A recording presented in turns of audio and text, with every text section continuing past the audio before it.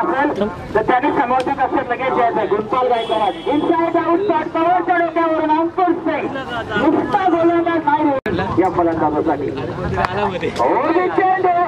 चेंडू हवेमध्ये उंची जास्त बघायच्या लांबी पण जास्त 6 धावा.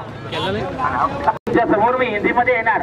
दरम्यान अभूतचा चेंडू सोनाचा जास्ती जबाबदार अंकुश सिंग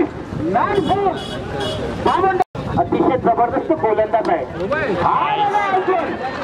अंकुश सिंग फेकलाय अंकुश.